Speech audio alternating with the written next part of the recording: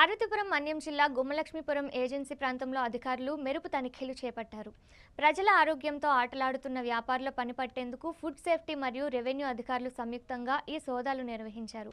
ఈ తనిఖీల్లో విస్తుపోయే నిజాలు బయటపడ్డాయి. పలు దుకాణాల్లో గడువు ముగిసిన ఆహార పదార్థాలను యథేచ్ఛగా విక్రయిస్తున్నట్లు అధికారులు గుర్తించారు. ముఖ్యంగా చిన్నపిల్లలు ఎక్కువగా ఇష్టపడే బిస్కెట్ ప్యాకెట్లు, కూల్ డ్రింక్స్ వంటి నిత్యావసర వస్తువులు ఎక్స్పైరీ డేట్ దాటిపోయినప్పటికీ అమాయక ప్రజలకు విక్రయించేందుకు నిల్వ ఉంచడం కలకలం రేపింది.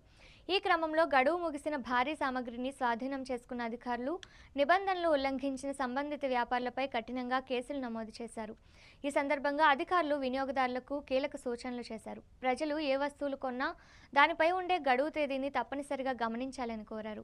ఎక్కడైనా నాణ్యత లేని లేదా అనుమానాస్పద ఆహార పదార్థాలు విక్రయిస్తున్నట్లు తెలిస్తే వెంటనే తమకు సమాచారం అందించాలని సూచించారు.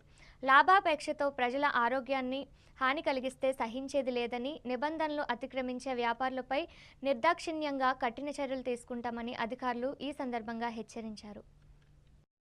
గత కొద్ది రోజులుగా ఇక్కడ మన గుమ్మలక్ష్మీపురంలో ఎక్స్పైర్డ్ స్టాక్, ముఖ్యంగా కూల్ డ్రింక్స్ ఎక్స్పైర్డ్ అయిన ఐటమ్స్ చాలా ఎక్కువగా అమ్ముతున్నారని మనకి ఇక్కడ ఆర్ఐ గారి నుంచి సమాచారం వచ్చింది.